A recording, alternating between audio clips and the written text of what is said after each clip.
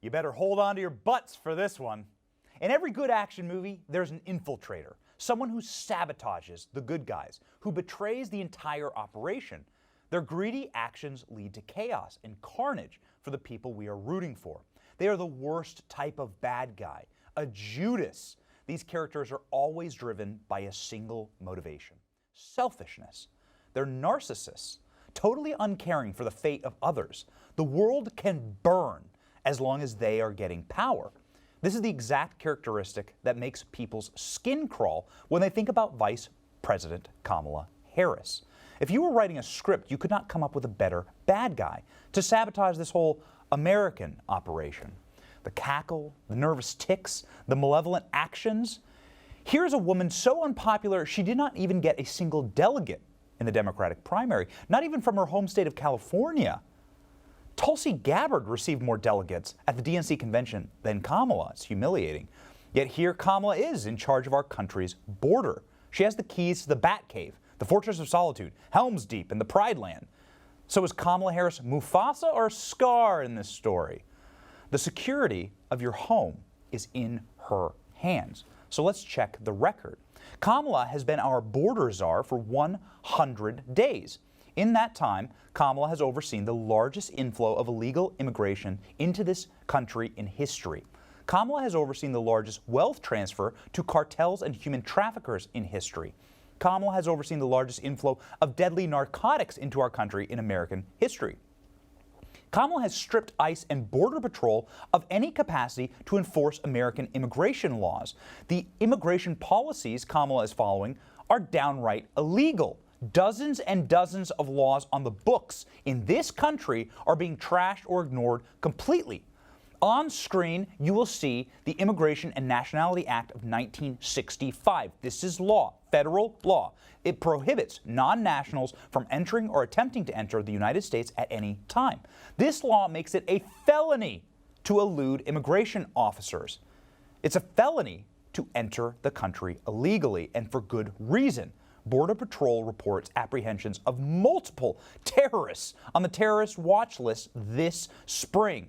They reported the apprehension of murderers, sexual predators, child sex traffickers. They have all been apprehended, but it's those who have not been apprehended that should horrify you the most. The U.S. border chief this week announced that hundreds of thousands of migrants have simply escaped capture and poured directly into the American mainland. Who are they? One of them was Bahina Rivera, a 26-year-old undocumented migrant from Mexico working at an illegal farm laborer in Iowa. One day, Rivera abducted and murdered a University of Iowa student as she was jogging. Then he hid her dead body in a cornfield. Her name was MOLLIE TIBBETTS, and her life mattered. Look at MOLLIE TIBBETTS. She grew up not too far from where I was raised in Iowa. She went to my school. She was jogging down the same peaceful, idyllic country roads so many of us grew up on. Do you have children? Do you have a family?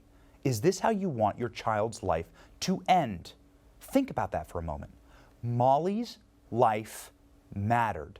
The open borders, lawless, narcissistic worldview of Kamala Harris ended MOLLIE TIBBETTS' life in the most horrific way possible. Rivera was found guilty of murder this week by an Iowa jury.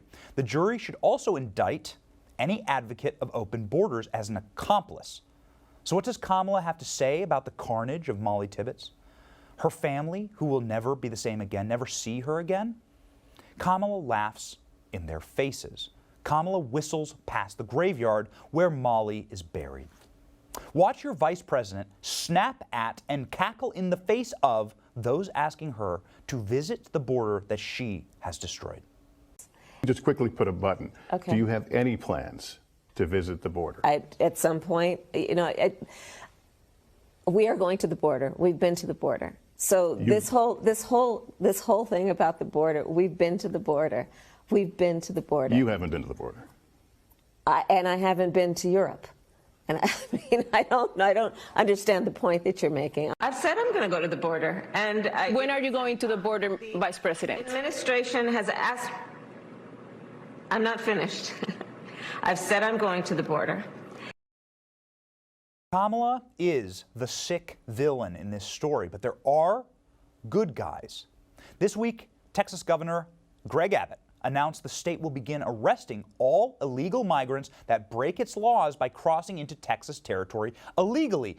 Common sense. Makes a lot of sense. Good on him. Governor Abbott also announced a plan to construct a border wall. Donald Trump announced that he will visit Texas and the border and bring much needed attention to this American carnage.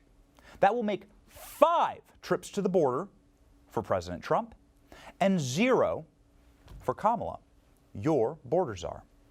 Truly the definition of unvarnished, uncaring narcissism. She is the bad guy. She is Scar in the Pride Land. The best part of this story, though, is that the bad guy, they always get what they deserve in the end. When their betrayal is revealed, all hell breaks loose. It's a big fight, but the good guys win in the end. We just got to keep fighting.